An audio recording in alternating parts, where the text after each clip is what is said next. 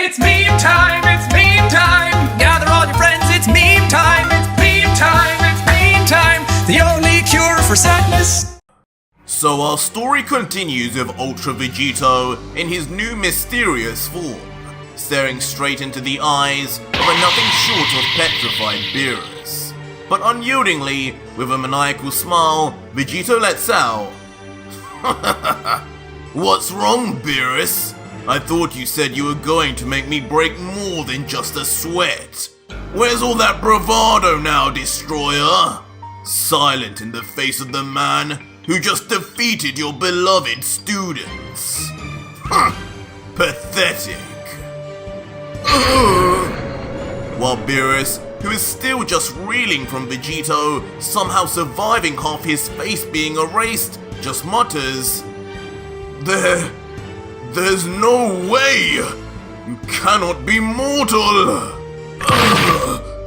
Before eventually, from the sheer fear running through his body, Beerus falls on his backside, his eyes not leaving Vegito's as he continues, "Just tell me, what are you? You are no Saiyan, that's for certain. How could anyone, let alone a mortal, reverse their own erasure? Never in all my years have I witnessed anything like that. At least, not since Lucif." Strangely mentioning a character we'd never heard before up until this point in the Dragon Ball universe, as within the mind of Beerus, a memory of a truly demonic figure begins to arise. Now sweating from just a simple comparison and thought about this Lucif character, Beerus adds, No, I should never mention that name again. Whatever you did, it has to be something completely different. But Vegito, hearing the sudden mention of this random figure, who seemingly is striking fear into even Beerus, immediately piques his interest, as his Goku side comes out and he inquires, "Lucif? Now who the hell is that, Beerus? Another one of you pathetic gods I need to run through? Or is it an angel? Either way, judging from the way you're reacting, he must be strong. I can't wait to make his energy mine." Before instantly, without any forewarning, Ultra Vegito launches his right hand towards Beerus. And just like that, wraps his fingers around the throat of the former destroyer with an ironclad grip that could never be broken. As Beerus is then manhandled and lifted effortlessly into the air by his neck, still squirming but just remaining markedly silent, as Vegito stares, almost waiting for some hint of retaliation, just like he did with Gogeta. But eventually, Beerus remains docile and unmoving. Vegito too eventually realizes this and the uncharacteristic submissive behavior and questions, "Not even going to try and fight back, Beerus? Really? That's not like you. Or at least the Beerus I knew from my timeline. Seems this version of you is all talk and no action. What a disappointment. Maybe it's time you return to nothingness from which you started. No use in you using any more of this universe's oxygen.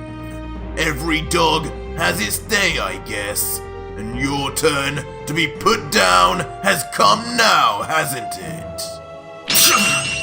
But with just the slightest pushback, Beerus finally shows just a semblance of anger, before then letting out, "Say what you want, God Killer, but I've lived long enough to know when I've been beat. I'm not a battle-thirsty Saiyan like Goku or Vegeta, and I refuse to embarrass myself against a foe far stronger than I. Just take my energy and kill as you plan. But before you do, just tell me one thing. Tell me how you were able to reverse your own erasure that destroys Hakai. Beerus-sama!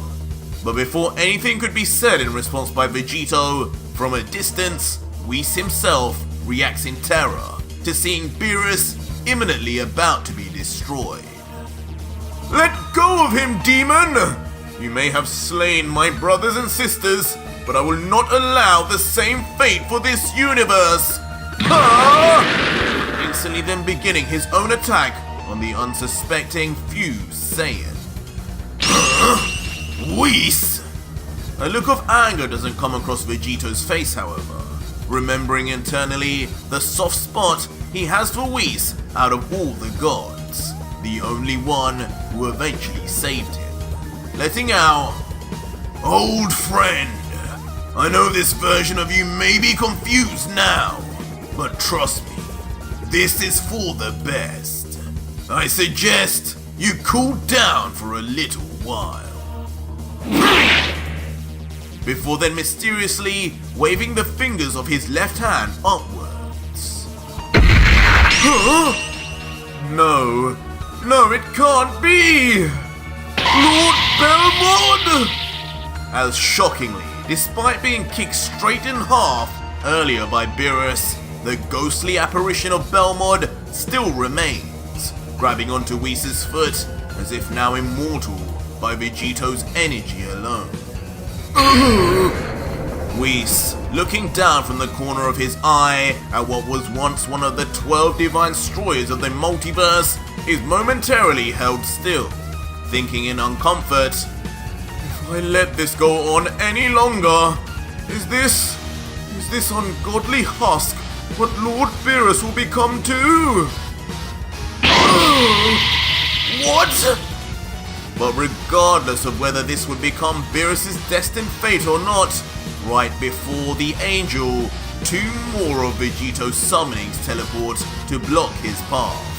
These two being two more of the God-Killer's victims, Ketela and Whis' sister, Margarita. The added sight of now even his sister in particular brings about a blue hue on even the blue-faced Whis, as he, just like Beerus, begins to be reminded of a certain figure, thinking inside, this power, these abilities, this is complete blasphemy that should not exist. Beerus-sama has never been more right. This kind of evil and unholiness has only ever been seen once before, only by him. As we too see within the angel's mind yet another demonic representation of a maniacally smiling figure. And ironically, as the scene moves back to Vegito, he too is now smirking demonically at Whis and says, "Chill out, will you, Whis? For someone named after whiskey, you aren't very laid back, are you? Relax. Beerus is already in my hands, and you know all too well that the moment I close my grasp and break his neck, you'll lose all your powers anyway.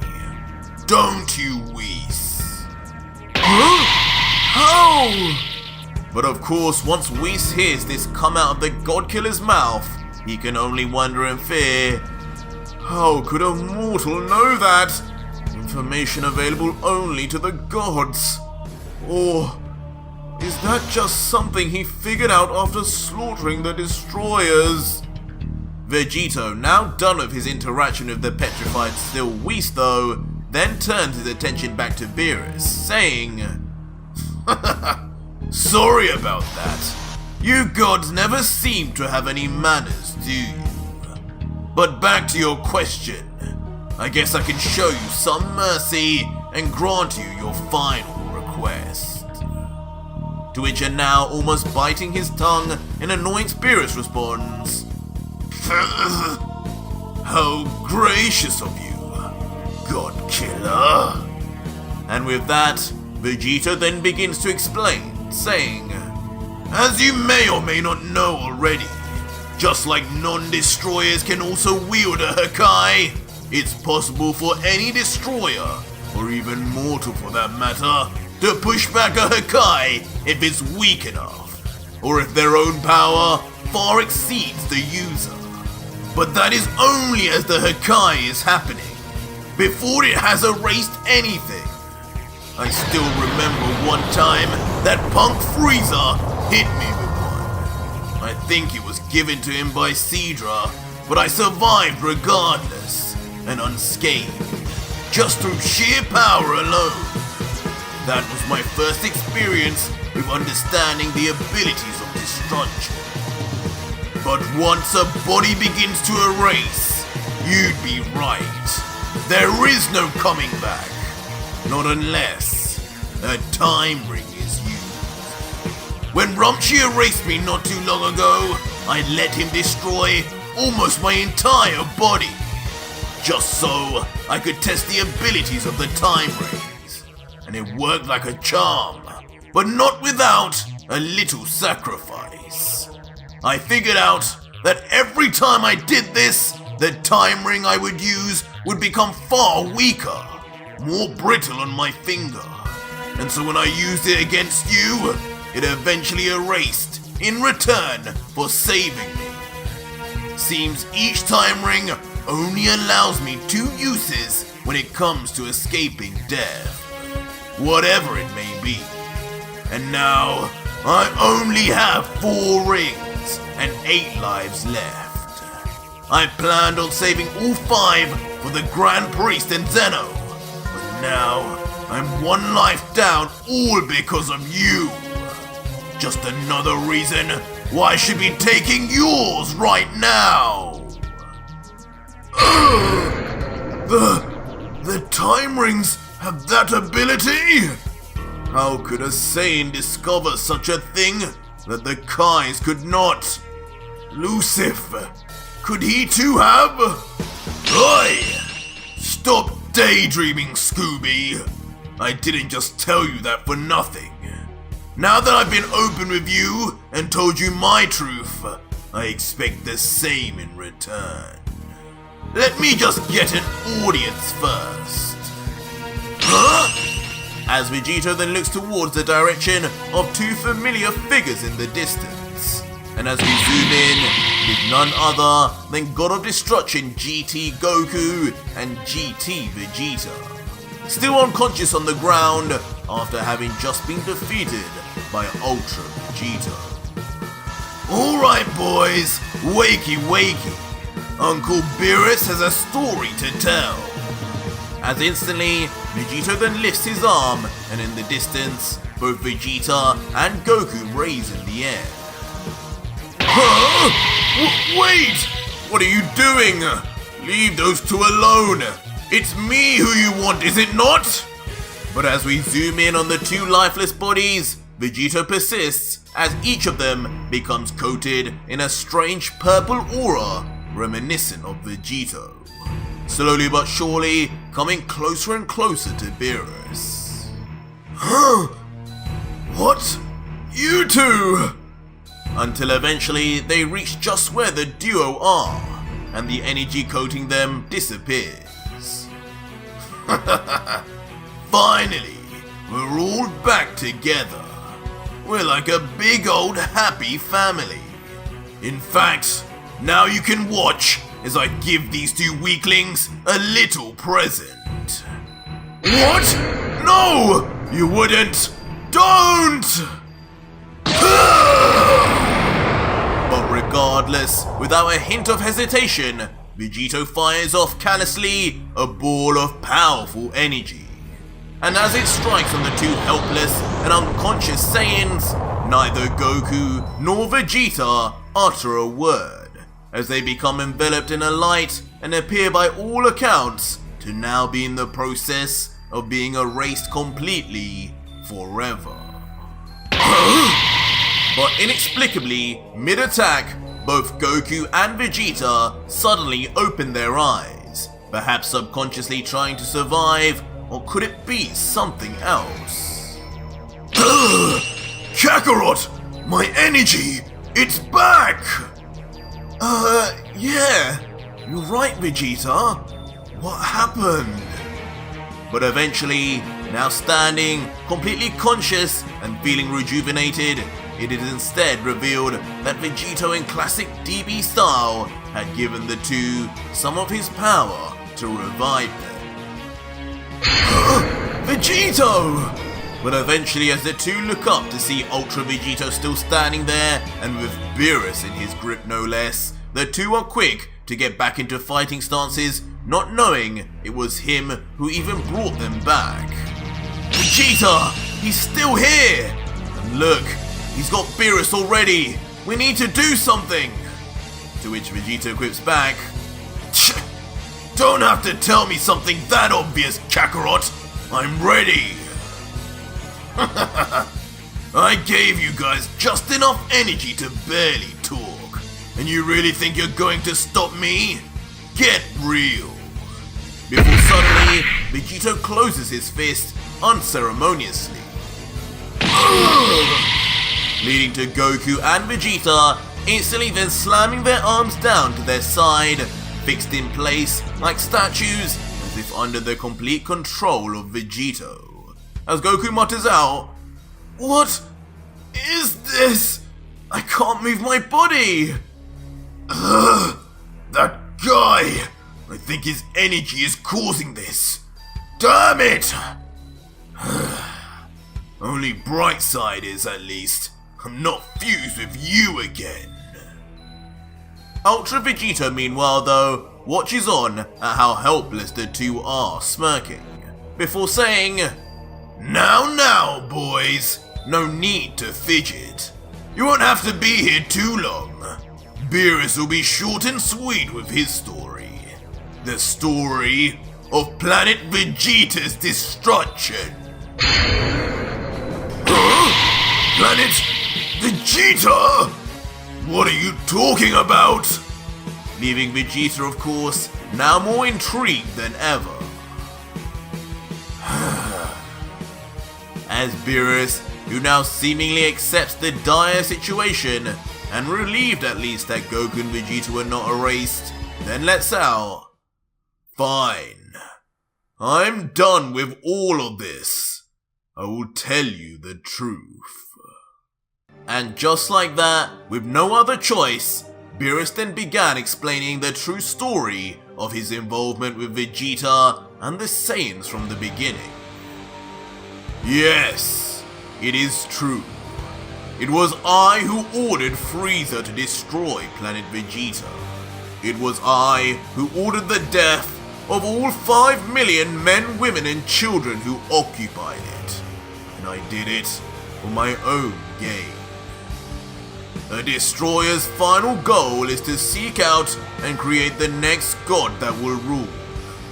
And you, Vegeta, were that candidate. You were always meant to be this universe's next god. And if destroying your entire species was the way to do it, then that is what I would do. And I would do it again. And yes, that means that you too, Goku, were never even supposed to exist. Almost immediately, the two Saiyans are then left shell-shocked by this information, with these two versions of Goku and Vegeta having never heard anything remotely close to this yet in their timeline. But Beerus, no way. Maybe Vegeta was right about you. You are a demon. You lied to us, you damn cat. I trusted you. I introduced you to my family. And you were the one responsible for my family and mother's death. And simultaneously, in the heat of the moment, both Goku and Vegeta begin to feel rage build within them, as they realize that maybe it wasn't Vegito who was their enemy after all, and that this god Vegito had come to warn them about was just as dangerous as he had said. With a burst of energy, Unable to control themselves anymore, the two break free from whatever was trapping them and begin to surround themselves in lightning as their power levels spike and their destroyer garbs rip off, as if symbolically representing their resignation from being destroyers anymore. What's this? But Vegeta, noticing this, can't help but think, they should barely be able to move, yet they broke through my energy. I guess you can really never underestimate a Saiyan's rage, can you? But regardless, now knowing that Vegito and Goku were now rightfully back on his side, Vegito turns to Beerus and says, "Well, looks like you don't have many fans anymore, Beerus. Welcome to the club." But if no one has any more complaints, I guess it's time I added a new god to my victim list.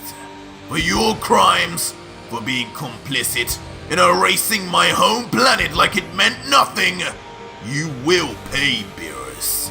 And this time, it will be no accident. To which Beerus, looking down with a face hued with fear, just gulps and remains silent, awaiting his fate. Before just like that, seemingly being a man of his word, Vegito begins forcefully absorbing the destruction energy straight out of Beerus, as his eyes close and his head sinks further and further down into unconsciousness and ultimately death.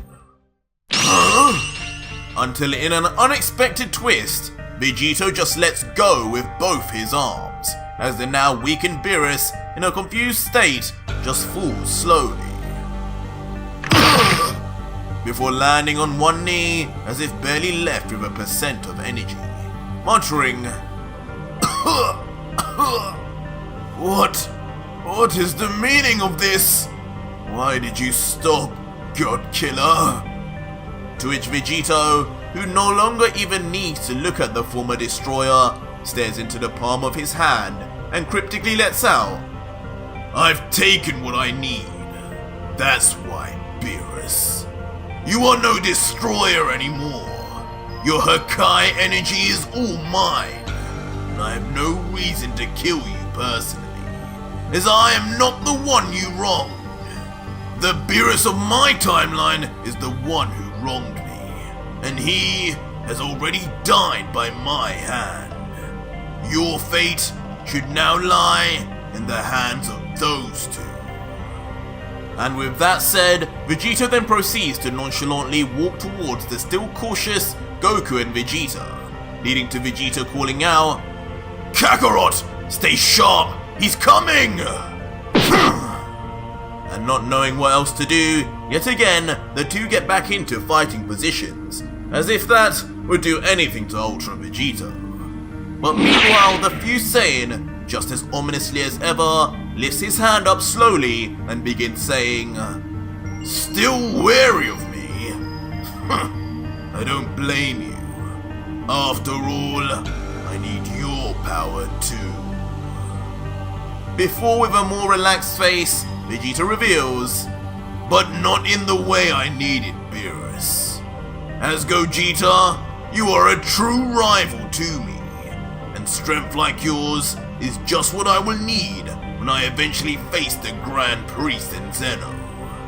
You know my story, I don't need to repeat myself, and having just heard what even your beloved Beerus did, you know too that there is no more place for these gods to rule over us.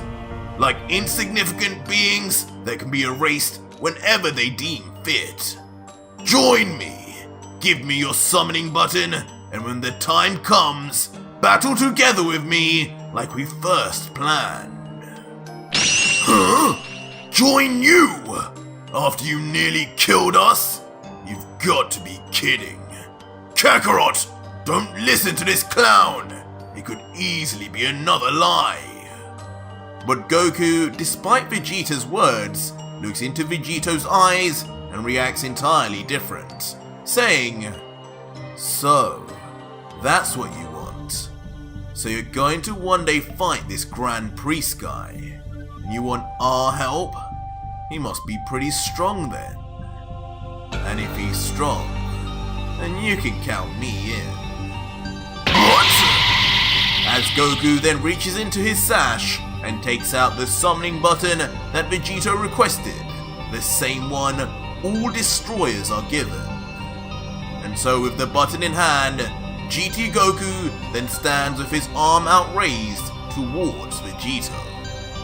Until finally, the two Saiyans shake hands, with Goku looking and saying, "The next time you see us, you can bet we'll be a whole lot stronger.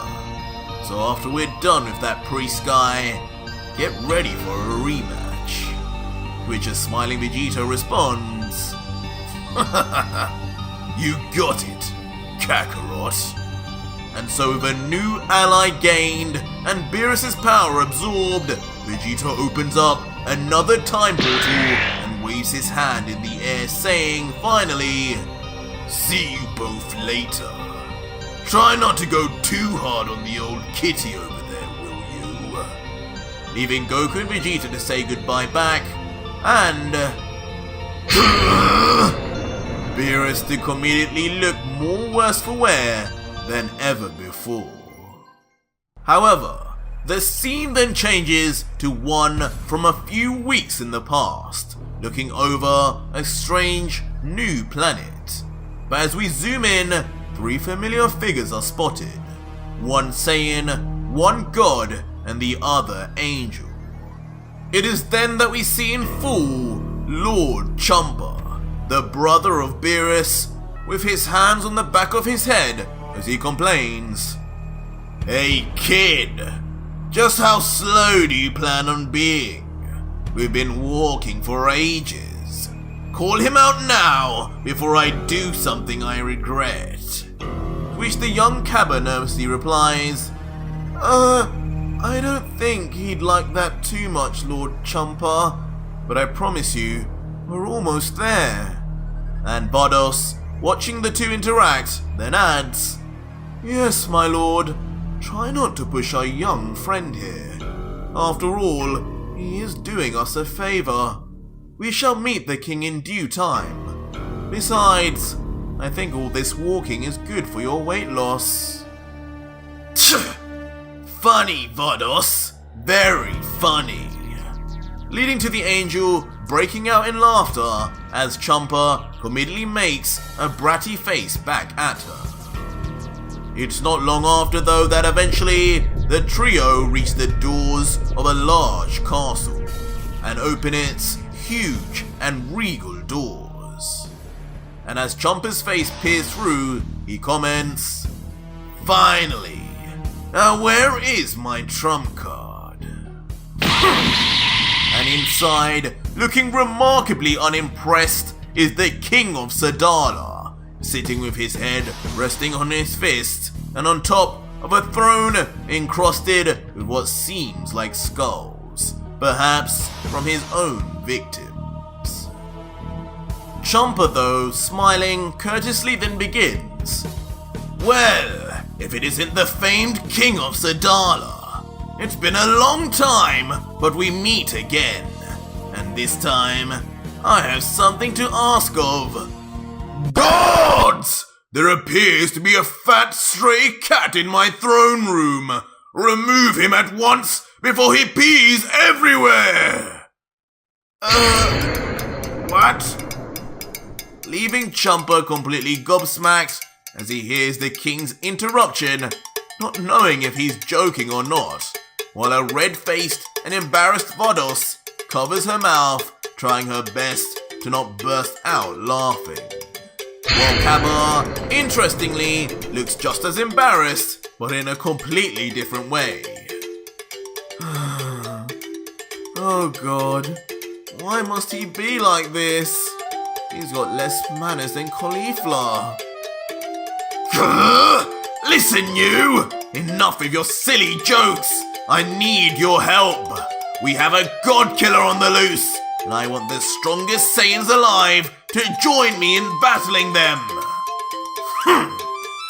But the king, who still remains completely uninviting, just responds back, "A god killer? Do I look like one of your ridiculous gods? Why would I care at all for your problems? Get out of here! You're disturbing my silence, Garfield." By hearing this, Chomper seemingly finally loses his patience.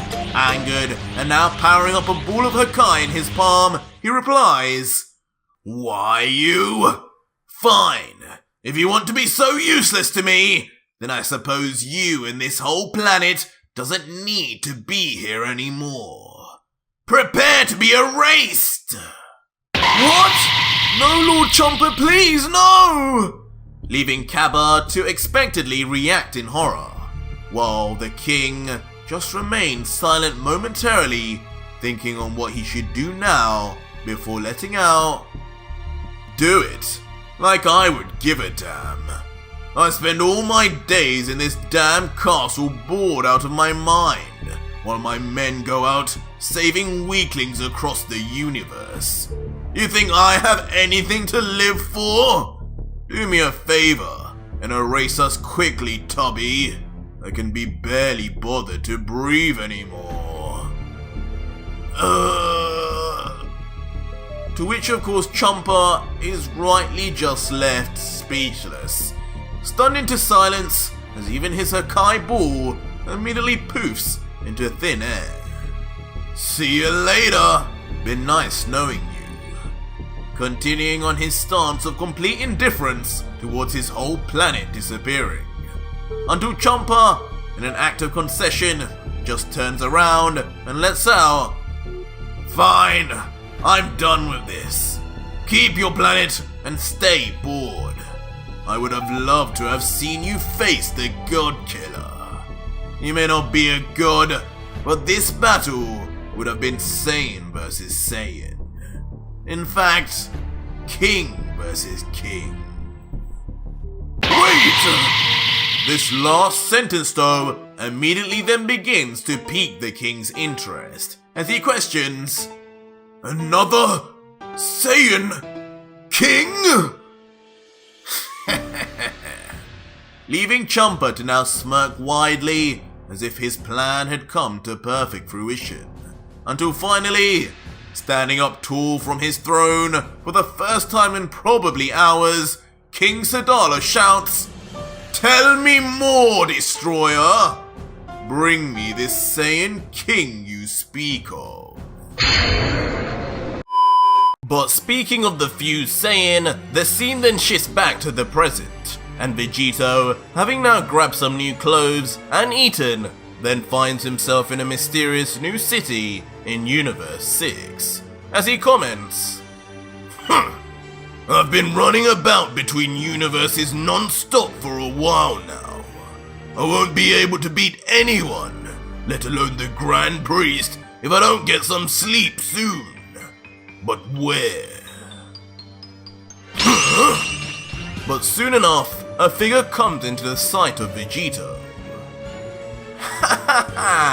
"I've been waiting all month for this. It's finally payday. I can't wait to buy my wife that ring she's always wanted. She's going to be over the moon." A young man with blonde hair and a beaming smile can be seen, with bags of money literally dripping from his waist. But this doesn't go unnoticed by Vegito, who instantly begins thinking on how this unsuspecting stranger could be useful, as he thinks, "Seems like someone is doing well for themselves. If I'm going to find a place to stay, I'm probably going to need to cough up some bread. I can't have the same situation I had in Cedra's universe. The minute any commotion is stirred up, I could be found out. I better go about this in a different way this time." Of course, referring to the time Vegito stole food within the universe of Cedra and immediately caught the attention of the trio The Danger. And just like that, instantly perhaps in a state of overkill, Vegito enters his MUI form, his hair glowing white and his eyes now grey, as his body already begins to move. Yoink! And just like that, in a literal flash, Ultra Vegito moves in and snatches the bags of money off the young man. So fast, the young man hasn't even had time to blink or let out another breath. And in the same nanosecond, Vegito himself returns to where he was previously, standing across from his unknowing robbery victim until... What? My money! No, Laura's going to kill me! As in a look of pure horror that's not too off the looks Vegito's previous victims had, the young man finally realizes there won't be a wedding happening anytime soon. Sorry, kid, but right now, I need this a whole lot more than you do. Besides, you're a little too young to get tied down like that. That's why I never married Bulma.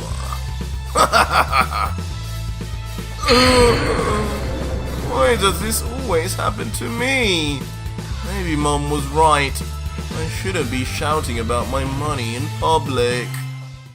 Eventually though, after some time of walking around, Vegito reaches the foot of a large hotel-like building. Hello? Anyone in? He enters confidently, and inside, at the reception, he finds a sweet, old lady.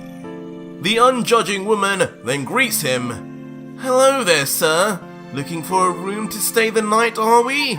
Well, you're in luck. Today's price is only 10 zenny for a single room. How would you like to pay? Card or cash? But instantly, before the aged woman can even finish her sentence, Vegito nonchalantly slams the bags of money he just stole right on the table, easily totaling thousands of zenny, as he says with his eyes closed, I'm not good at counting, lady. How about this? This should be enough, right? Keep the change if there is any. Walking off to his room, leaving the old lady nothing short of gobsmacked, and she just mutters silently, Yes, I think that will just about cover it, sir. And as the day moves on to the night, Vegito eventually finds himself in bed tucked in, his hand behind his head as he looks to the ceiling in deep thought. Introspectively, he thinks on his journey so far and what's left.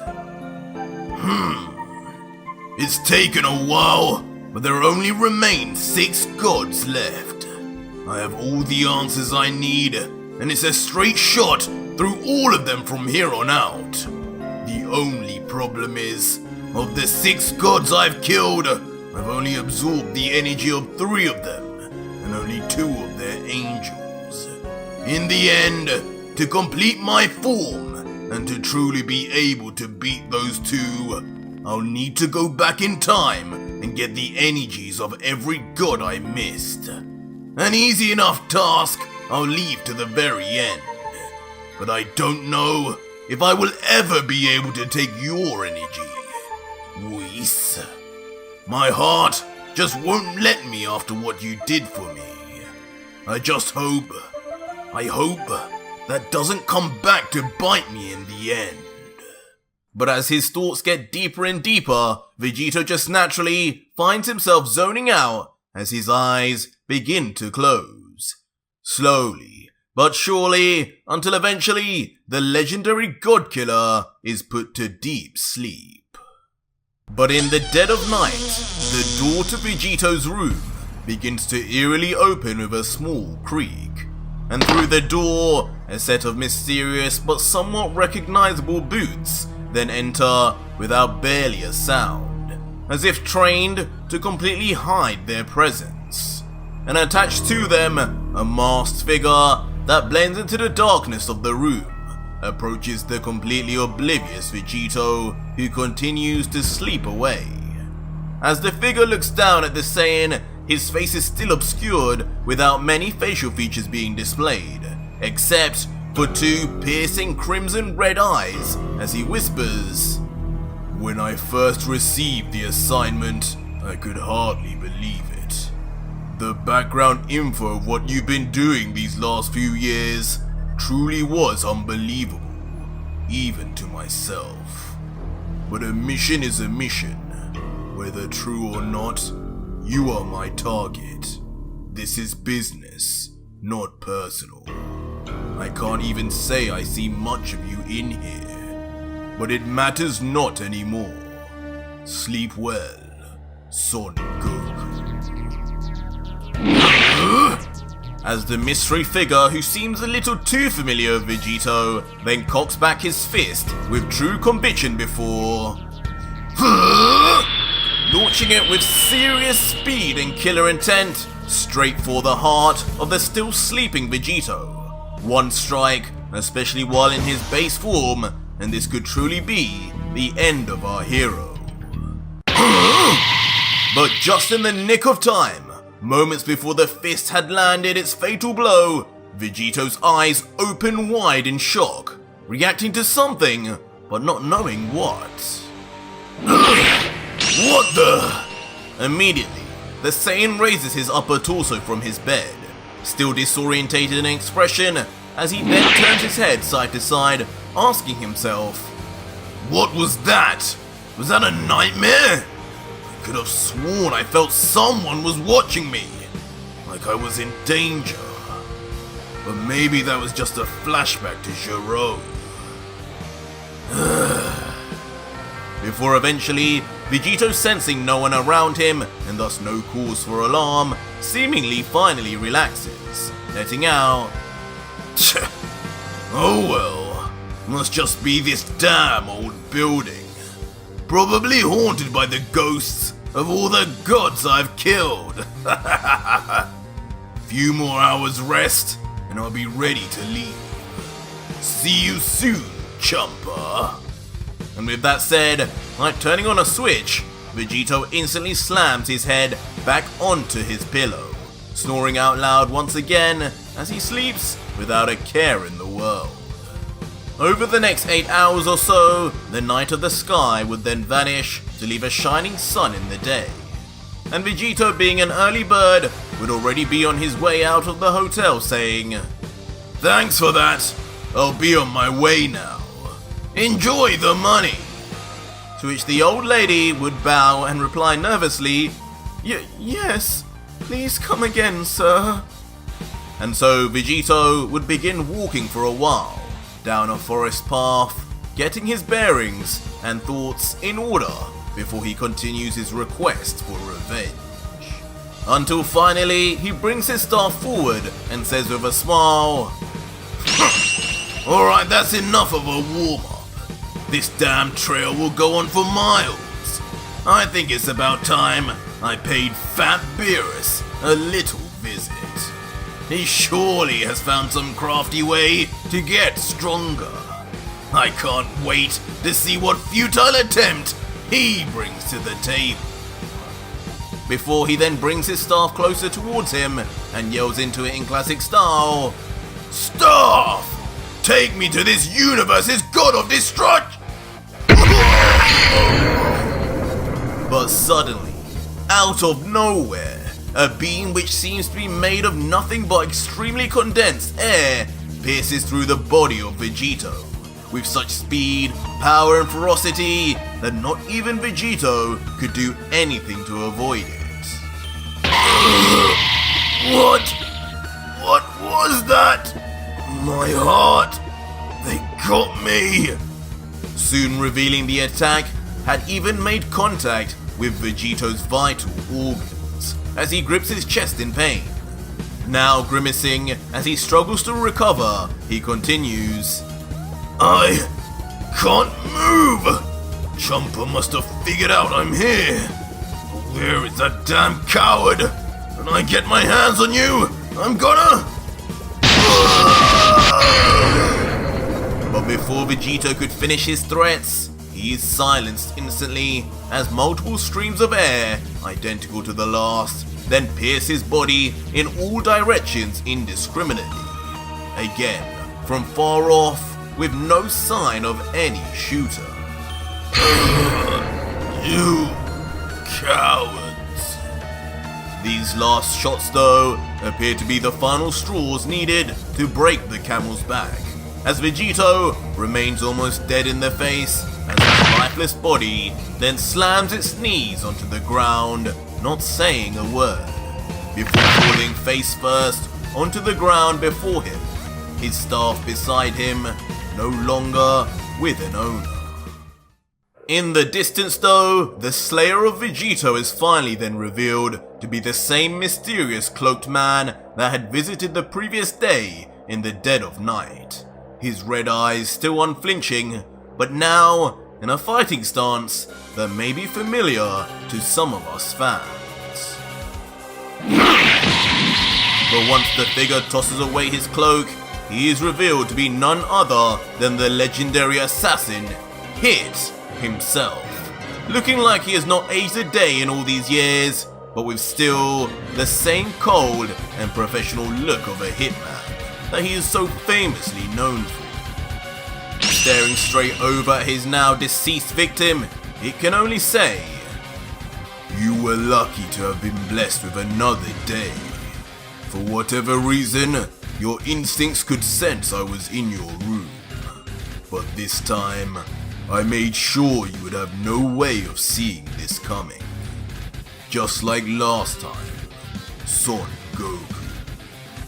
With that said, Hit would then begin walking solemnly towards the body of Vegito, eventually reaching the foot of his head before stopping and looking down now like a god of himself. It can only remain silent, making it unclear still whether he even regrets or feels a thing about killing someone who was once considered a friend. But as he looks down, only business is on his mind, as he thinks, there's no way anyone could have survived that. No mortal at least. But before I can confirm assassination to the client, I better make sure the job is done. You can never be sure with the likes of Son Goku after all. Before then crouching down under the sun and placing his 2 fingers on the neck of the face forward Saiyan. For a moment, there is a brief respite of silence as Hit waits to feel even the slightest pulse, until finally Hit reveals, "Mission accomplished. Target eliminated." And without a word more to be said, or even a sign of care, the strictly professional Hit stands, places his hands in his pockets, and then begins walking away, already thinking of just his next assignment as he says, "Now where is target number 2? Another time ring abuser no less. These Saiyans just can't behave themselves."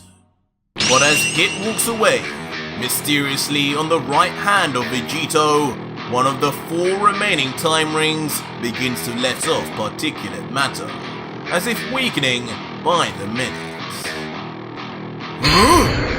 Suddenly though, as we observe that, something more shocking appears to alarm Hit as his eyes burst open, and for one of the very first times, he loses his cool completely until... "Another time ring user, you say?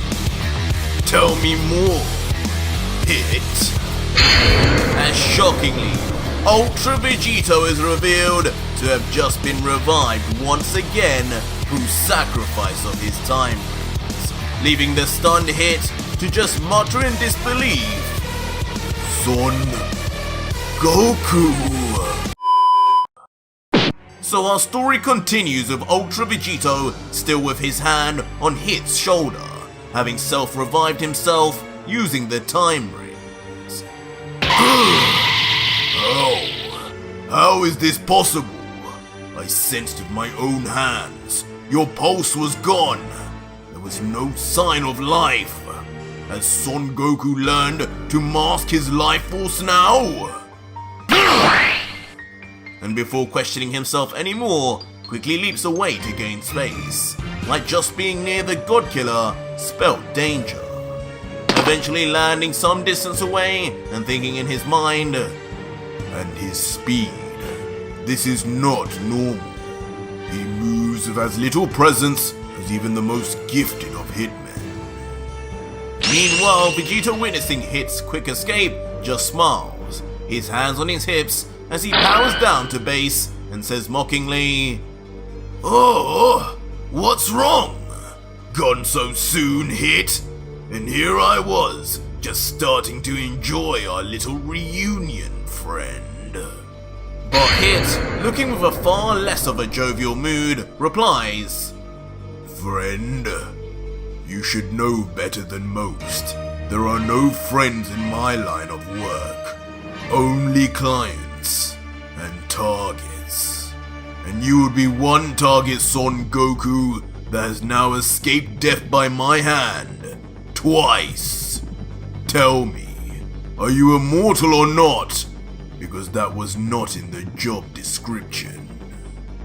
To which Vegito, in response, just looks into the palm of his hand and says, "I guess you would have some questions after that. But long story short, no, I'm not immortal, Hit. But with these 4 time rings, I can at least pretend to be 8 times. 8 chances to escape death." Before the mood shifts and an angered scowl appears on the Saiyan's face as he continues, "Scratch that! I don't even have 8 anymore because of that little cowardly attack from far off you pulled. I'm down to 7 now. You cost me a life, and now you're either gonna pay with yours or tell me about this other time ring user you mentioned." But seemingly not bothered in the slightest by the Godkiller's threats, Hit just immediately extends his fist and readies his fighting stance, as he replies, "Well, it looks like I've chosen death then, Son Goku. Since I'm afraid that isn't information I can share. But then again, I'm not entirely sure it's knowledge you'll even need to know once we're done with our reunion." Vegito, of course disappointed, then folds his arms and snidely says back, "So I guess that also means you won't be revealing who put you up to this, will you? Because you know, if you tell me, I might end up killing them instead of you. Call it a secret among assassins." To which Hit scoffs and replies, "Honestly, I don't think the answer to that question even needs to be said. It should be obvious, God Killer. Enough talk! I prefer to strike from the shadows, but you know all too well I can work in plain sight too. And there's nothing you can do to stop me." Before instantly, Hit launches towards Vegito, the floor and background behind him turning shades of blue and shattering as if manipulating the dimension itself, as Hit uses what seems like his famous time skip. But as still just amused Vegito can only smile back and say, "Time skip? Really, Hit? Do you really think that ancient technique I've seen a million times is really gonna be what beats me? I could have swore I already showed you. Just with Kaioken, I completely outspeed and outclass your dumb time moves. Well, first of all, this is not time skip, Son Goku." As suddenly, after hearing this mysteriously close by voice, Hit is suddenly revealed to be standing right behind Vegito, undetected by even the Ultra Saiyan, as the shocked God Killer yells out, "What in the world? When did you?" Turning his head quickly as he continues, "If this isn't time skip, then what is?" But of course, the Hitman, not being one to waste time, instantly then lands a kick right on the backside of Vegito, just before his full body turns. the attacks don't stop there, as using the same time skip-like technique, Hit then finds himself straight in front of the mid-flight Vegito, striking him right across the face with intensity. The aftermath being, of course, Vegito's body flying straight onto the ground below for a loud explosion, as Vegito is brutally skidded across the ground face first until coming to a stop, only muttering in pain, "This isn't time skip? Then how is he moving like that? Is he just that fast now?" But as Vegito wonders what in Universe 6 this could even be, Hit then descends perfectly to the ground with a light thud, before looking at his latest target and saying finally, "This, Son Goku, is what I call Time Leap. And this time, there will be no outspeeding me, Kaioken or not." Painstakingly, Vegito in response would then slowly push himself back up, shaking off the debris and dust that now covered his garments, as with his eyes closed, he grumbles, "Time Leap, huh? These names just get stupider and stupider, don't they, Hit? But the worst thing here is that you've ruined my new clothes. Just bought these. Time skip or time leap, all it means is that it's time to die." As Vegito suddenly gets back to his feet and reveals his left eye now blackened, with just a white iris in the middle remaining. Some way, somehow, even in base, Vegito is tapped into a portion of his final form, as Vegito then says ominously, "That was a nice trick though, but just remember, you aren't the only one who has mastered time." Huh? As suddenly, to the left of Hit, a time portal suddenly opens up, much to his surprise. The first time we can assume he's even seen anything like this. As his eyes shift to it, at first, not knowing at all what is happening, he thinks, "What is that? Is this Son Goku or Vegeta's move? I don't remember seeing this at all. But why? Why do I sense a disturbance in the balance of time?" But before the mystery could have any more thought put into it, Vegito shoots out and from within the portal returns the favor on Hit, banging him straight in the face with a straight right. The punch is hard, but not too hard though, as Hit is quick to regain himself, skidding across the ground by his feet. But Vegito, unbothered, just comments, "Where was your time leap there? Seems you're just as vulnerable as you always were to the unknown. You can't see the future, but I can!" Hit, now some distance away, finally shows the aftermath of Vegito's attack, as a line of blood drops down from his mouth, which he quickly then wipes with his thumb as he responds, "So, that's what the time rings can do. I've heard much about them, but never had the opportunity to see them in action until now. You've done well to make use of them for an amateur Son Goku. Tell me, just how far did you travel forwards in time to catch me off guard like that?"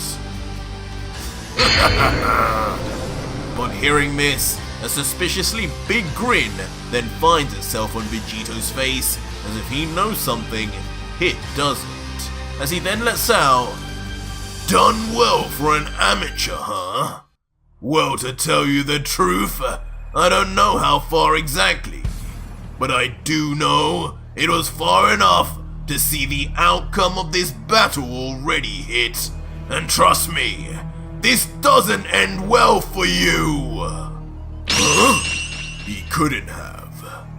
Hit, hearing this, of course, is left momentarily confused by his opponent's words, wondering if he was truly telling the truth, thinking, would the rings really have allowed him to see the future of this fight already? Impossible. Each timeline is separate from the last. If he could do that, it would mean... What? But while Hit remained stuck in his thoughts over just how powerful the time rings could be, right below him on the ground in front of him, yet another time portal appears. And this time, even faster than before, the God Killer explodes out with an uppercut that knocks Hit directly on the chin. Taking advantage of the confusion he knew he would cause Hit, and this time he makes the attack be felt far more than the last, as he yells, "Call yourself an assassin? You can't even keep your eyes on your target, amateur!" Sending the Hitman flying uncontrollably across the field until...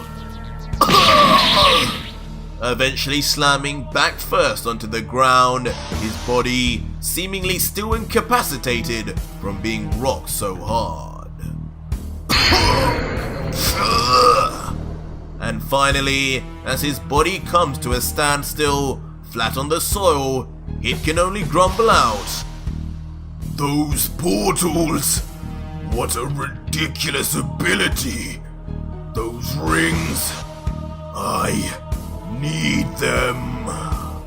Vegito, though, meanwhile, almost emulating Hit before him, again then lands himself on the ground softly, his arms folded as he walks slowly towards Hit, laughing as he mockingly spouts,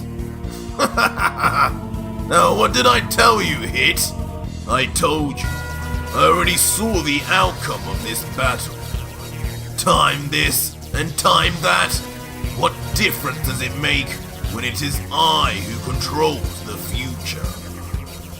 As a massive grin then stretches across the God Killer's face as he continues, "Just give it up, Hit. Dozens before you have come and gone, gods and angels alike, to try and stop you. And you, just a lowly one of their slaves, will fare no better. Let's save everyone some time here, and just tell me who put you up to this, and who this other time ring user you mentioned is.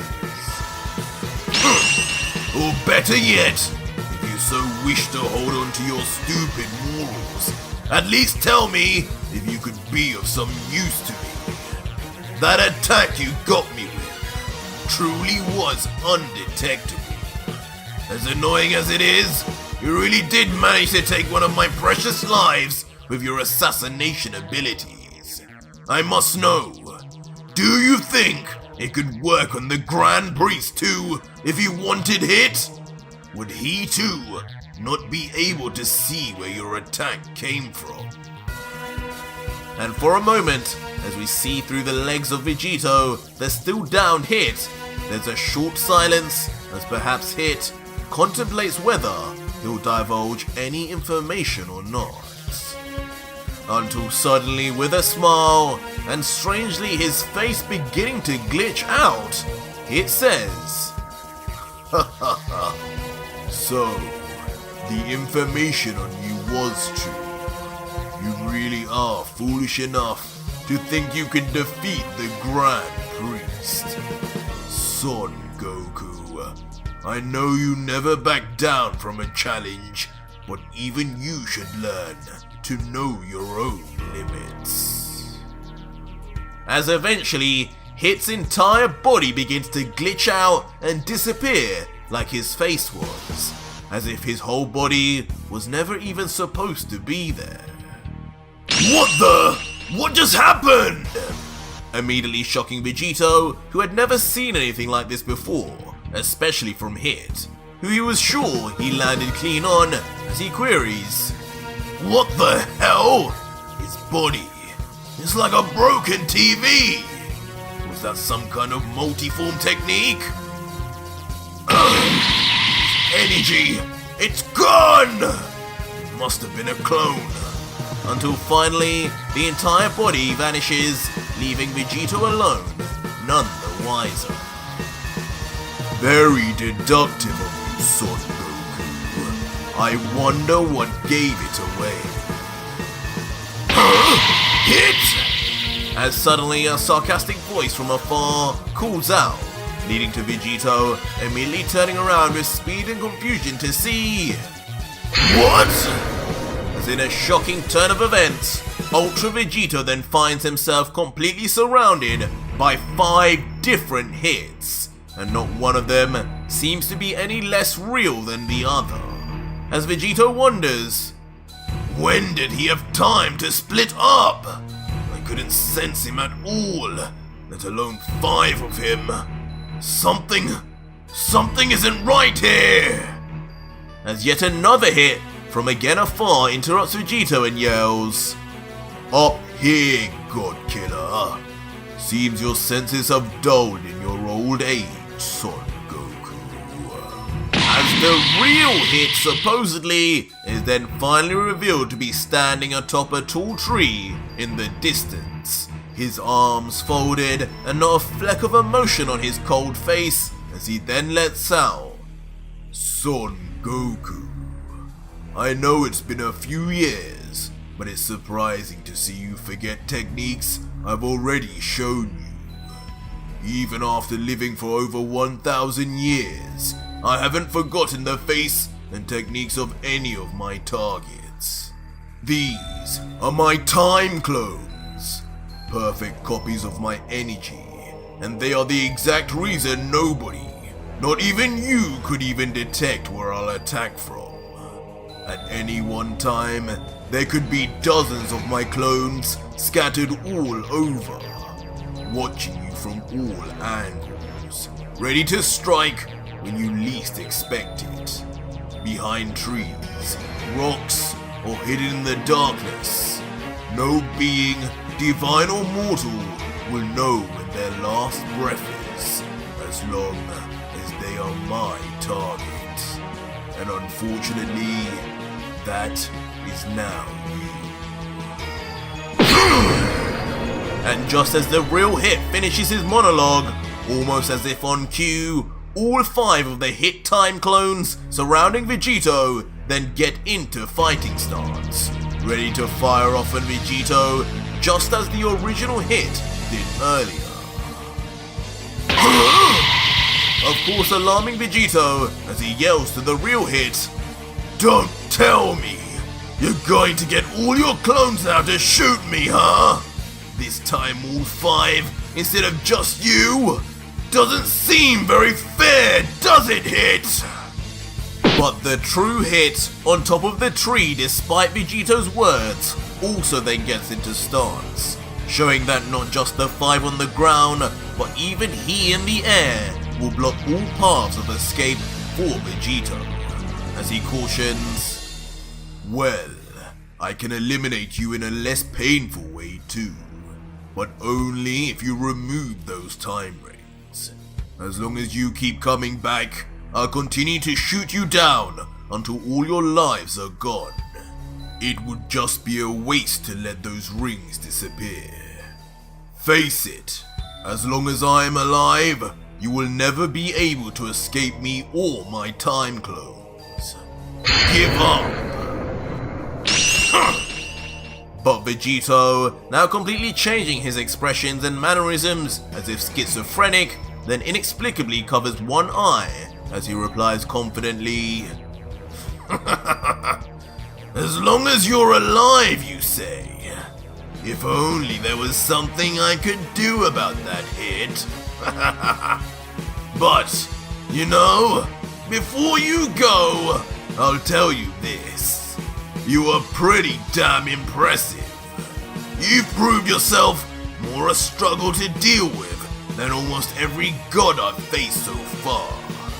But it's sad to see, just as you may be stronger, you're equally a whole lot more deluded too. So be it then, Son Goku. I gave you your chance. Fire! As on Hit's command, he and the other 5 hits then simultaneously fire off from their front fists singular beams of concentrated energy and air that within nanoseconds surround Vegito completely. But Vegito, who quickly darts his eyes around, observing each and every beam's direction and velocity, just remains oddly still until... Child's play. Ultra Vegito removes his hand, revealing his black eye once again, but now paired with his white-haired Ultra Instinct form, coated in divine aura as he begins to make his move. And instantly, with the speed and perfect movement expected from the technique of the angels, Vegito's body moves without thought, dodging each and every beam, simultaneously moving so fast that after images of himself are left in the dust. Until finally, having dodged all 6, Vegito makes it into the air. But as he reaches the peak, 2 of his fingers mysteriously then rise up to his forehead. Could this be for instant transmission, or could it be for something else? As suddenly, Ultra Vegeta reveals his trump card, suddenly summoning 5 of his divine apparitions, this time including Beerus, Belmont, Kitella, Topo, and Cognac, each appearing respectively behind the 5 hit time clones, and each of course being a victim of Vegito that had their energy absorbed previously.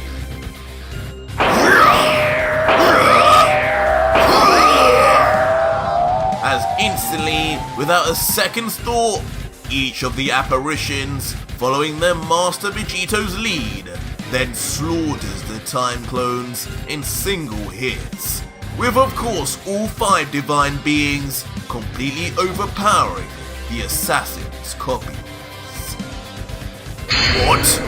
What are those? Leaving the real Hit, who still stands at the peak of the nearby tree, to be nothing short of bewildered, as now he begins to not even trust his own eyes, continuing, "This can't be real.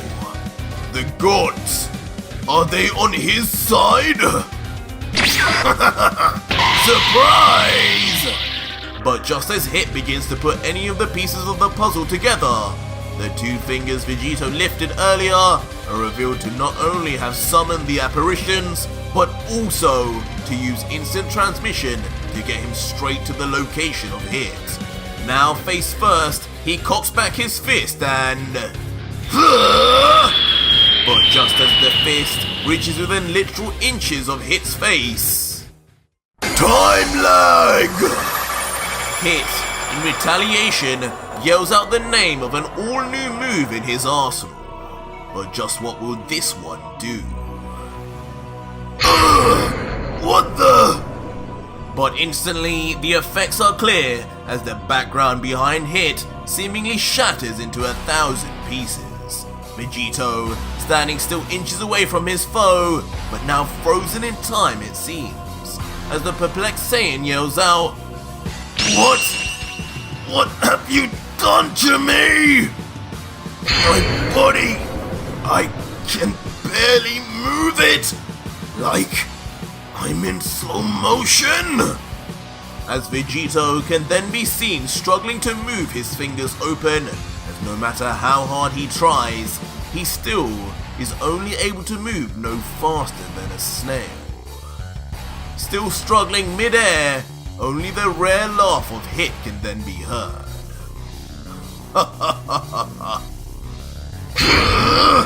Tell me what this is, Hit! As the confusion and annoyance over Vegito's lack of control over his body soon comes to a boiling point. But as Vegito rages, Hit still just remains smiling, amused at how well his ultimate technique had performed, before letting out, "Stop panicking. That's unlike you, Son Goku. I guess That must be the Vegeta side of you. What this is the end of the battle.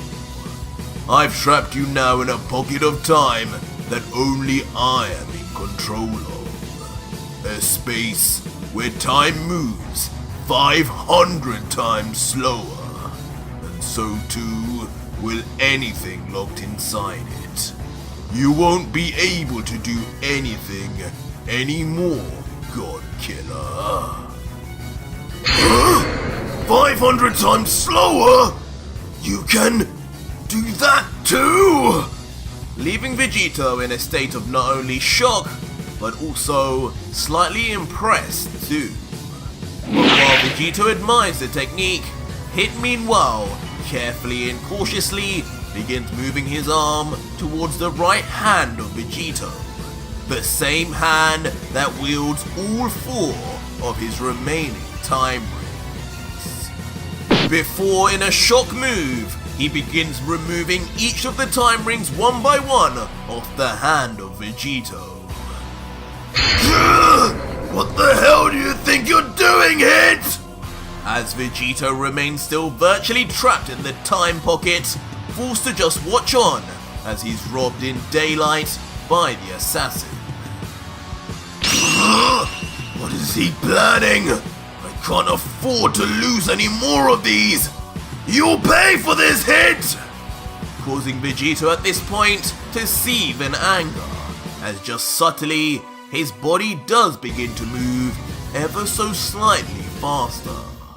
Hit now, having retrieved the time rings though, and seemingly won the battle now in his mind, then responds unfazed. Pay for what, Son Goku? I could have done this while you were dead on the ground. So if anything, be thankful I did this while you were alive, and gave you a few more seconds to live. And besides, these time rings are not meant for someone like you to use. But then again, neither are they meant for those gods who held on to them for so long. No one, bar my master, the Supreme Kai of Time, Chronoa, has any understanding of time like myself. And with these by my side, I can only imagine what usage I could get out of them. If my own time lag was enough to defeat the famed Son Goku finally, with these, I will be unstoppable. What you could do with them? As suddenly something about what Hit just said reverberates completely through Vegito's body, as he stares at Hit as if a light bulb has gone on, and thinks, it's true. If Hit has this much mastery over time just by himself, imagine what he'll be able to do with a time ring. And having said this, Hit then looks into the palm of his own hands, and inside it are the 4 time rings, calmly saying, finally, these are with their rightful owners. Before then placing them in his pockets, as if that's where they always belong. Before then getting into fighting stance once more, but this time point blank to Vegito, as Hit's firing fist then reaches directly in the line of sight of the God Killer to ensure this time there will be no escape for Vegito. And Hit, finally looking on at his now secured victim, then says, well, even with all this extra time I've given you, you didn't manage to say much for your final words. But this will be my final goodbye to you, Son Goku. You cannot move, and there are no time rings to save you this time. My mission ends here, and so does yours. To which an almost at peace Vegito replies, you're right. This technique of yours, in fact, all of these time-based techniques you've showed me today are simply amazing. You are a genius, Hit, and always have been. This may be goodbye, but if I'm going to lose, it's an honor to have lost to you, old friend. And for a moment, with these poignant farewells said, there is a period of silence until... Without remorse, Hit finishes the contract killing and flies straight into the skull of Vegito. Or at least, he thought. As just as the beam fires at rapid speed, inexplicably, the 500 times slowed down Vegito still manages to immediately vanish in the nick of time, leaving behind a ghostly apparition as the beam shoots right through his head. Eventually being realized by Hit, as when he moves his arm, there appears to be nothing in front of him anymore. And with a panicked face, he questions, Goku? Where did he go? How? But with that being just one too many questions, abruptly, he is striked on the neck by a flat palm, and instantly knocked almost unconscious in the process, being sent flying rapidly to the ground like a speeding bullet. And standing above as the culprit is of course revealed to be Ultra Vegito, but in his final form this time, surrounded in his iconic black lightning and looking down on the so-called assassin that had been beaten by him so easily, as he lets out mockingly, "Target eliminated." Back on the ground, still smoking from the hard collision of the planet, Hit's near lifeless and immovable body lays flat on the floor. And with what appears to be his final breaths in the conscious world, Hit grunts out, "How? You're still in the time pocket? You should be moving 500 times slower." Even as he says this, Vegito descends as normal to the ground, as if not being restrained by anything. All the while Hit watches on in pure disbelief, barely able to mutter anything more. But Vegito, willing to put Hit's question to rest before he is, then finally says, "Yes, Hit, you made me 500 times slower. And what difference do you think such a thing would make to one who can increase his speed 1,000-fold at will? Maybe if you slowed me down 5,000 times, it might have made a difference." Impossible. Before finally, Hit closes his eyes and falls unconscious finally, with his last sight being the ultimate power of Ultra Vegito. Vegito, now with the battle over, then walks over slowly to the Hitman, and without a second's more thought, reaches through the pockets of his downed foe, whispering, "You should have never taken what was always mine, Hit." Before Vegito would then lift his hand back up from the unconscious body, and in his hands this time would be the 4 time rings that were taken from him. But once back in his possession, a thought begins to cloud Vegito's mind, as he looks down at Hit and remains silent for a moment, before then surprisingly flicking one of the time rings, the same ring that only had 1 life left, onto the chest of the out of commission Hit. "That was a good fight, Hit. Like I said earlier, you truly have impressed me with what you have done using time. Opened my eyes even. And you're probably right that with the time rings under your disposal, just who knows what crazy techniques you could come up with. But I do know, I want to find out. Since you took a life off me, you may as well have the last life on this ring. Use it wisely, and maybe one day, show me again just what you can do." and with that mysterious turn of events complete, Vegito then summons his angel staff within his hand, pulling it closer and then yelling in classic Vegito style, "Now, as I was saying before I got interrupted, take me to this universe's god of destruction!" And just like that, the god killer shoots off to meet with Lord Champa. In the aftermath, Hit is left on the ground motionless, but still breathing and alive. It's clear as day he will make a recovery, but little would Hit or Vegito know, just inches away, almost in the exact same spot Vegito left, another time portal would open. But this time, 2 feet who don't look like Vegito's appear, as the figure looks down at the defeated Hit and remarks, My, looks like someone already got to you before I did, assassin. As much as I'm annoyed at them stealing my chance at fun, I guess I owe them one for dealing with such an annoyance."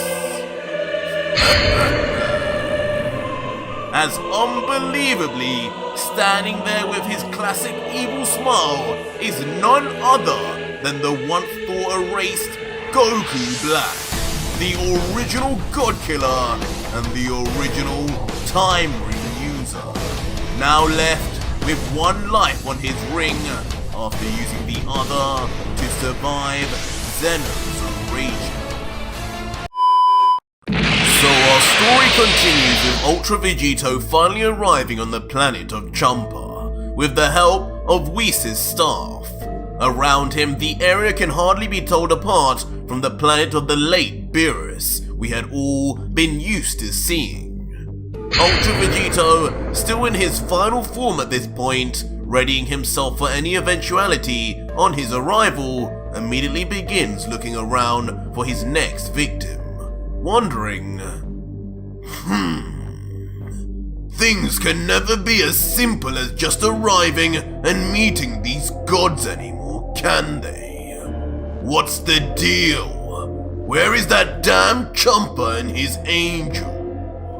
As Vegito continues to look around, it's clear not a soul remains here, no energy traces either. He begins walking around, hoping to see someone fruitlessly until... Is that? Right in front of Vegito in the distance is none other than a pyramid of power, a sight that is all too familiar with Vegito with what it means. As Vegito, at first, stares coldly and comments, "So that's their game. Training just like the other gods did to defeat me? How unoriginal. That really all these losers can think of." Before reverting back to base, and now having more of a smile on his face, he lets out, with a change in tune, "Fine. I guess there aren't too many options to get stronger. But just how much stronger does this obese kitten really think he'd get? That last Beerus trained for 40 years and didn't stand a chance. Maybe this time the angel will be training. I can't see her anywhere. Now that could be interesting." But as time ticks by, Vegito folds his arms, and a dark thought begins to come to mind. But then again, this seems like a massive oversight for them to all be in the pyramid so plainly in sight. Even Universe 7 had Whis guarding. I should really teach them a lesson and blow it up from here. But soon, it seems the thought subsides as calmly Vegito then sits down, crossing his arms and legs as he lets out, "No. No matter what, I need Champa and Vados' energy. After Hit, I could use a little break anyway. I'll wait for them to arrive and for my fun to finally begin. And with that said, like a baby, Vegito is out like a light, napping in place like a statue, awaiting the god of destruction and his angel attendant to finally arrive for battle. A few hours would then pass, and eventually, just as Vegito had expected, the heavy doors of the pyramid finally then open up, slowly with a thunderous rumble. And out of it, 3 pairs of feet then finally come out, with a strangely familiar but deep voice saying as they look out, "Hey, I told you, he'd be here just on time." These energies! Their arrival, of course, not going unnoticed by Vegito in the slightest, as soon as their feet hit the soil, Vegito's eyes burst open as if awaking from a nightmare. Quickly, his eyes dart in the direction of what he's sensing, thinking inside as he does so, "These power levels, they're incredible, but this isn't God Key. Who the hell could it be?" Oh! But once his head turns and finally meets with the 3 mystery assailants, a look of pure shock comes to him as he can only murmur out, Wait a damn second! Aren't you? As shockingly, standing there now after an undisclosed number of years training within the pyramid, the Universe 6 Saiyans, Kaba, Caulifla, and Kale are now seen looking noticeably different and noticeably older, each bulkier as if having been under the most strenuous of training regimes as they walk silently towards their fellow Saiyan.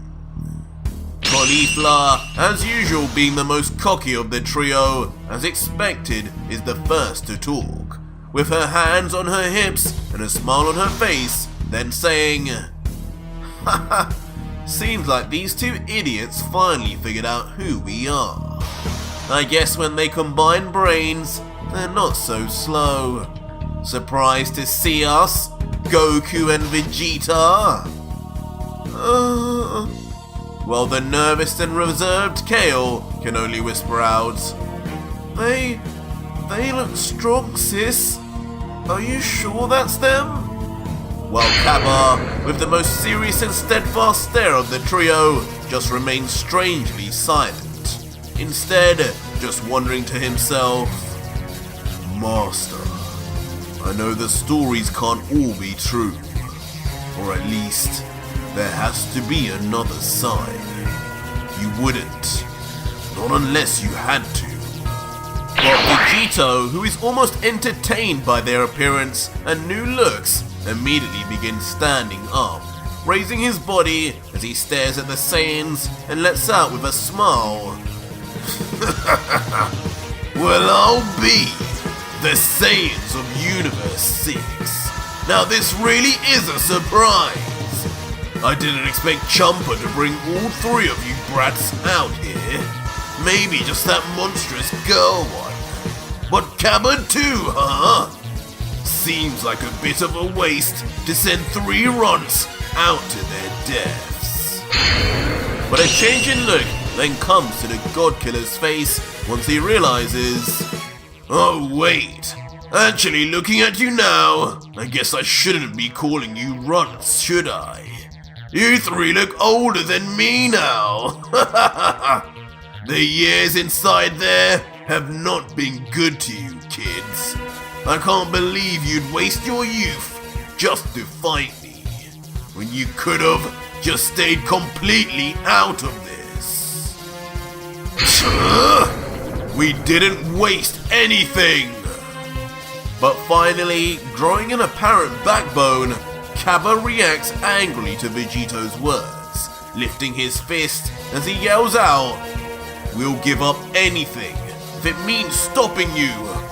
Master, we trained day and night for years with you on our minds, just so we could stop this, so we could stop you.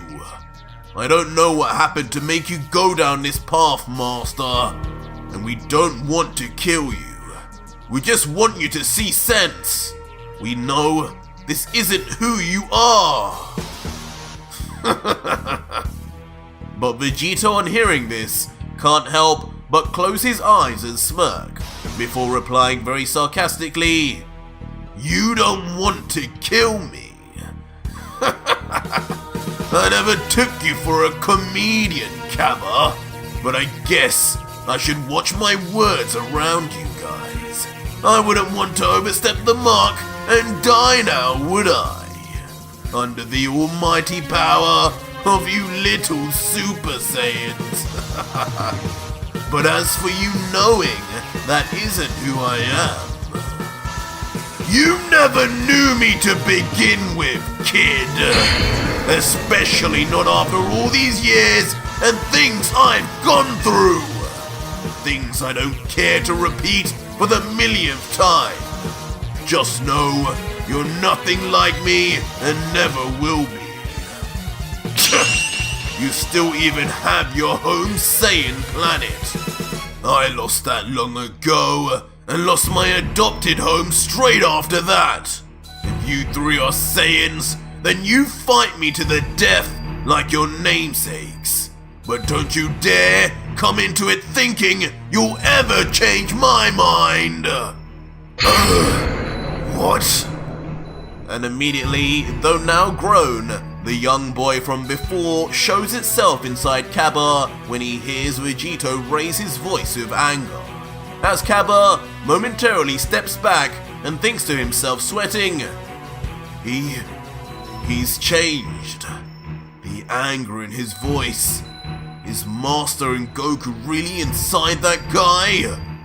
As in the background, he can only think of his former teacher, Vegeta. Boring. Enough of your bromance. Let's get this party started. He doesn't want to talk, Kaba. He wants to do this the old-fashioned way. As the impatient Saiyan then rummages through her left pocket until...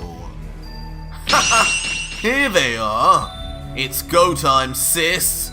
As Caulifla then pulls out shockingly a pair of black Potara. The same angel-grade Potara that Vegito possesses, that will never diffuse unless taken off. Black Potara? How did you get those? Only explanation is Vados must still be in the pyramid. With Champa. Why aren't they coming out as well? Leaving Vegito not only surprised at the position of the divine earrings, but also now puzzled as to why he's even just facing the Saiyans. But meanwhile, both Kale and Caulifla begin putting on their earrings, readying themselves for one thing only. As Caulifla telepathically talks with her adopted sister.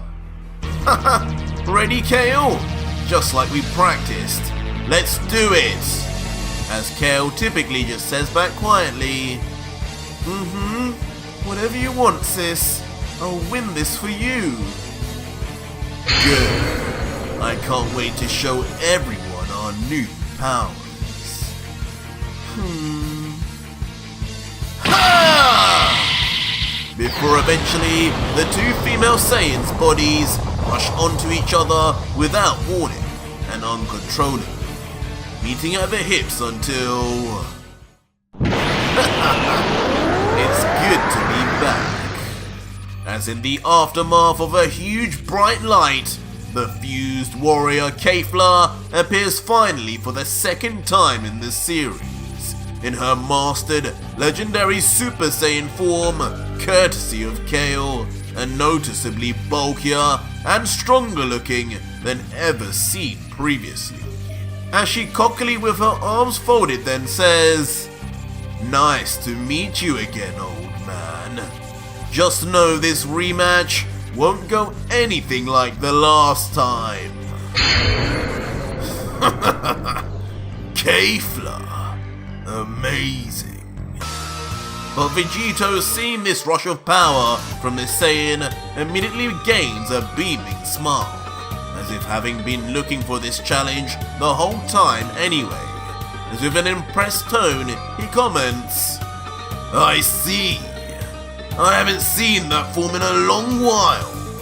Seems you've completely mastered it now. Got your emotions in check. I can feel it. Your power is far beyond what it used to be. It's unfortunate. If you hadn't challenged me today, I would have introduced you to a friend of mine." With that said, Vegito then turns his attention to Cabba and calls out brazenly, "And what about you, kid? What progress have you made, young Cabba? You claim to be my student after all, so you better have not let her show you up. What have you got? Super Saiyan Blue? Ultra Instinct? Show me already."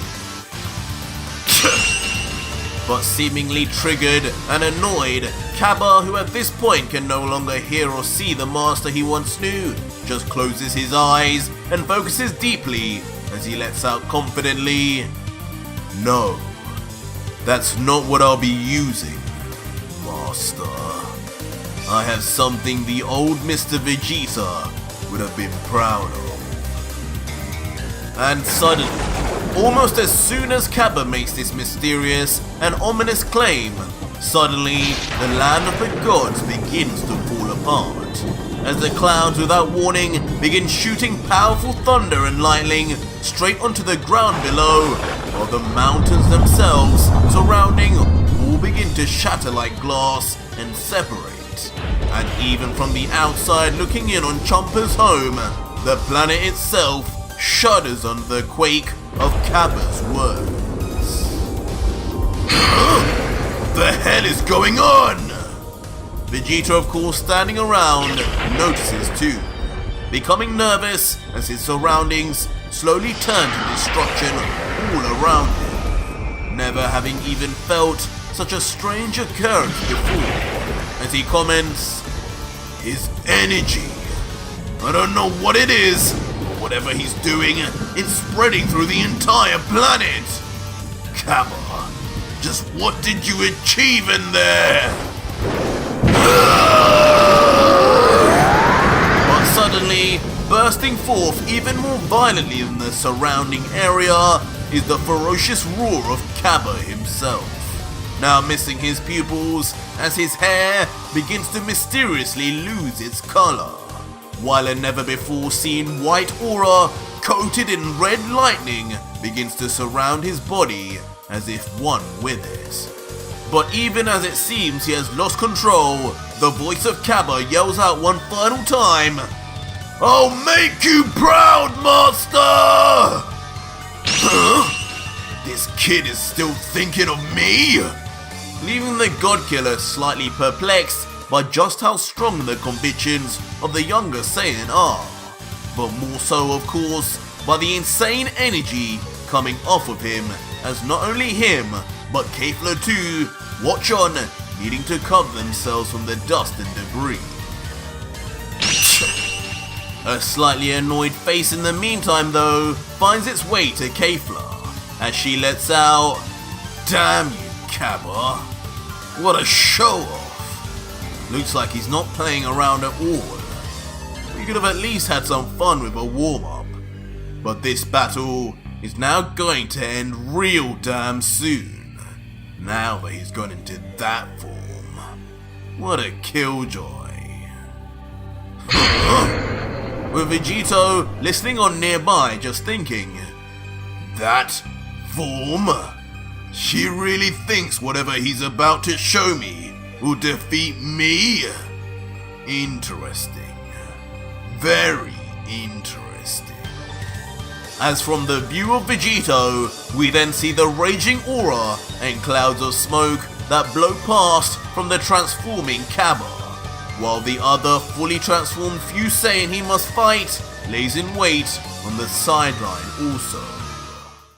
And eventually, the transformation ends. The aura which bursts forth dies down, and instead, A thick seal of smoke now covers Cabba, who lays in wait. But as it dissipates, small sections of the Saiyan can be seen. First his clenched fist, then his bulked leg, and then finally his cold lower face.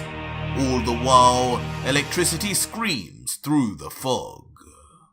And finally, when all is revealed, standing tall is now final Cabba, bearing a striking resemblance to a certain teen Gohan, as his hair stands spiked tall in white like an angel with one extremely long bang out in front, and most remarkable of all, two crimson red eyes as if filled with rage that stares right through into the soul of Vegito, as Cabba lets out simply,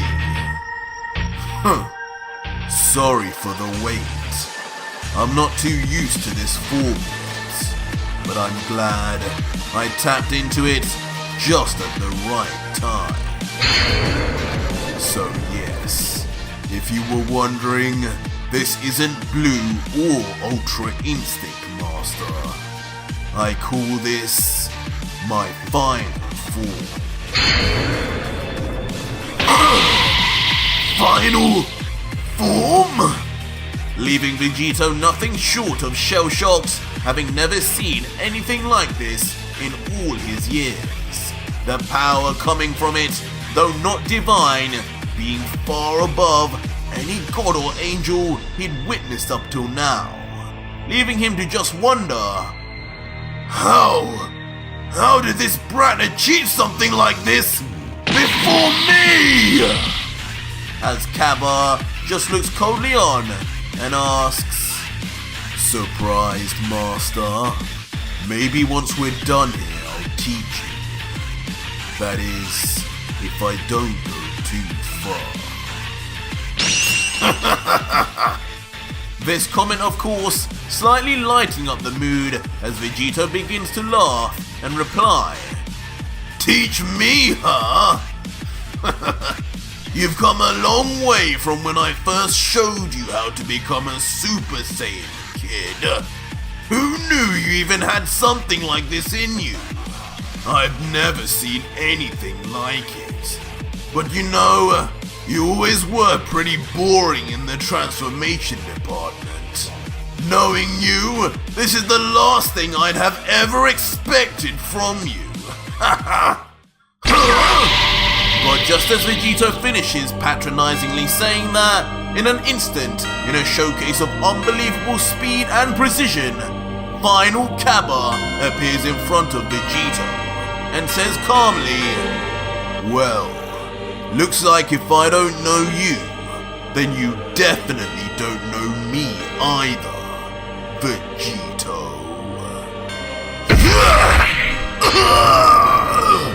As Cabba, then with intense power, slams Vegito across the face so hard that within an instant, Vegito's body is already sent flying far from the young Saiyan, bleeding from the mouth and in complete shock from Cabba's strength.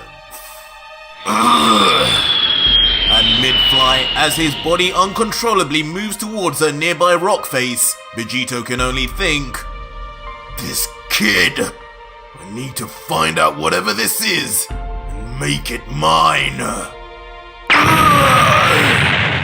Until eventually crashing hard onto the mountain, instantly being engulfed within it. Meanwhile, from afar, having sent the Godkiller miles away, final Cabba remains still covered in aura and red lightning, thinking, looks like Lord Chumper was right. This power is too much for even him. Don't get cocky with me, brat! But almost as if hearing Cabba's own thoughts, Vegito immediately explodes from the mountain, yelling at the top of his voice as blood from his mouth begins to evaporate off from the heat of his rage, now surrounded in a yellow aura and blue lightning as he enters his Super Saiyan 2 form. but a still confidently smirking Kefla in the meantime just looks on saying, "Since when did this become about just you two? You know you still have me to get through, don't you? Don't underestimate me. Stay out of this, weakling. You'll get your chance soon. First, I want to see what young Kaba can do." Defiantly raising his energy even more as he stands staring at Kaba and not even sending as much as a glance over at Kefla until... What? Out of nowhere, the true improvements of Kefla are made clear as in the span of a nanosecond, the fused warrior appears docked below Vegito, with her hands gripped on his chest, saying menacingly, "Haha, listen, I don't think you realize, it's not you who calls the shots around here, old man. Die!"